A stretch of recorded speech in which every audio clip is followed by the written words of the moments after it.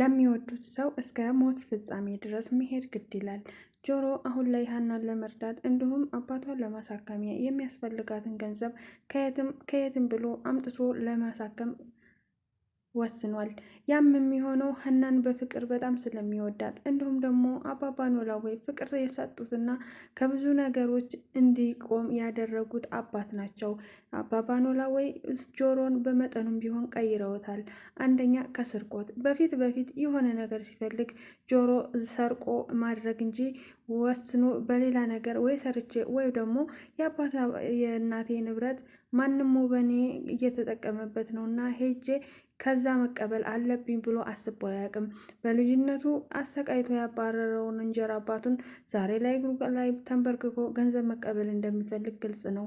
ለምን እንደዛ የሚያደረገው በጣም የሚጠላውንና ላይኑ እንኳን የማይፈልገውን እንጀራ አባቱን በፊት አባባ ኖላዊ እንጀራ አባትህን ጠይቀው ዘመድ ሊሆን ይችላል ደግሞ የአባትና የእናት ንብረት ከሆነ ለምንድን ነው በሕግም ቢሆን እኮ መጠየቅ ትችላለህ። እናትክ ያን ሁላ ገንዘብ ለአንተ ሳትሰጥ ለሱ አውርሳ መሞቷ እንዳለ ሆኖ እናትህን ከምትወቅስ ግን የሕግ አማክረክ ለምንድን ነው ካብ እንጀራ አባትክ ቢያንስ የተወሰነ ንብረትህን የማትቀበለው ሲሉት በጭራሽ እንደፈለገ ማድረግ ይችላል። እናቴ እኔን ብትወደኝ ኖሮ ለእኔ ብታስብ ኖሮ ዛሬ ላይ እንደዚህ አይነት ስቃይ አይገጥመኝም ነበር።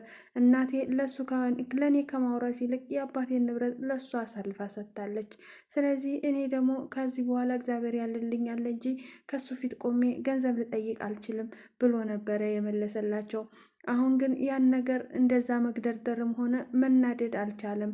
ምክንያቱም የሀና ችግር የራሱ ችግር አድርጎ ስላሰበ ጆሮ ሀና ምንም አይነት ትካዜ ወይም ሀዘን ላይ ፊቷ እንዲኖር አይፈልግም። ያም የማይሆነው ደግሞ ስለሚያፈቅራት እሷ ባታውቅም እሱ በልቧ አንግሷት ሁሌ የሚያስባትና የሚያፈቅራት ሴት ስለሆነች አባባ ኖላዊም ቢወዳቸውም እንኳን ከሀና በላይ ሊጨነቅላቸው እንደማይችል ግልጽ ነው። እስከ ዛሬ አሞኛል እንኳን ሲል ቀልዶ ነበር የሚያልፍባት። አሁን ግን ሀና ጨንቋት ሲያዩ ይሄ ሁላ ገንዘብ ሀና ከየትም ልታመጣ አትችልም። በምንም በየትም ብዬ ይሄንን ጭራቅ እንጀራ አባቴን ገንዘብ መቀበል አለብኝ ብሎ እንግዲህ ከሱ ጋር ሊያገኘው ሄዶ ነበር። ግን እንዳሰበው አልነበረም። ገና ሲያየው ነበር ያመነጫጨቀው። የማያውቀውን ወይም ደግሞ እንደዛ አሰቃይቶ ያባረረውን እንጀራ አባቱን እርቦኛል እያለው የሚገፋውን አባቱን አባዬ ብሎ ሲጠራው እንኳን ምንም አልተግደረደረም።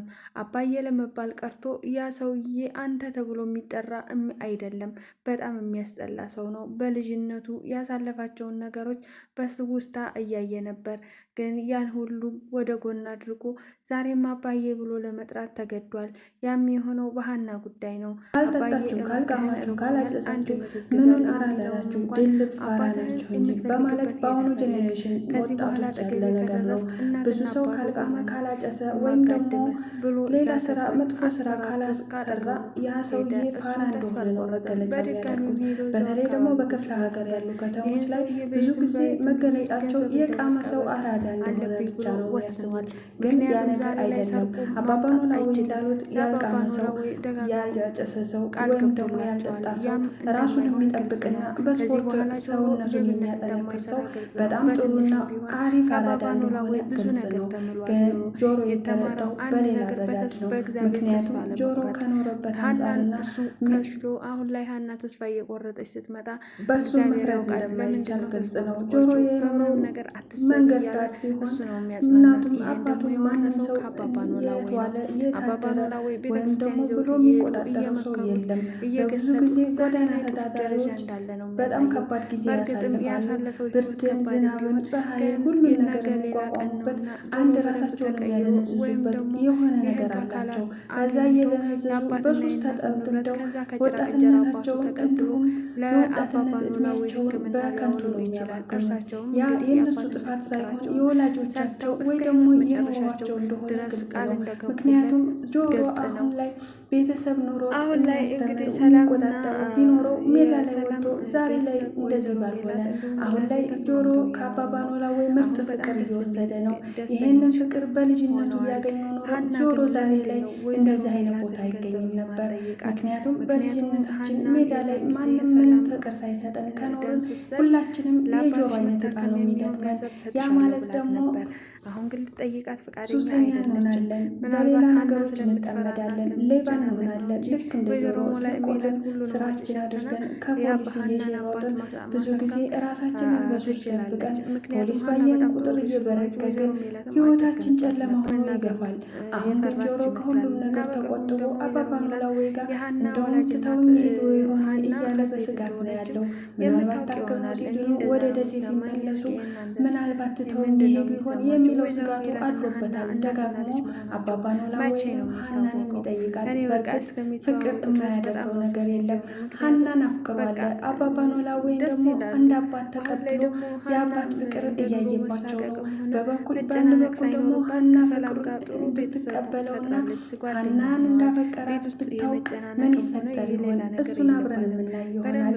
ውድ ተመልካቾቼ አብራችሁ ስለቆያችሁ ከልብ አመሰግናለሁ። ላይክ፣ ሼር፣ ሰብስክራይብ እያደረጋችሁ እንድታበረታችሁ እፈልጋለሁ።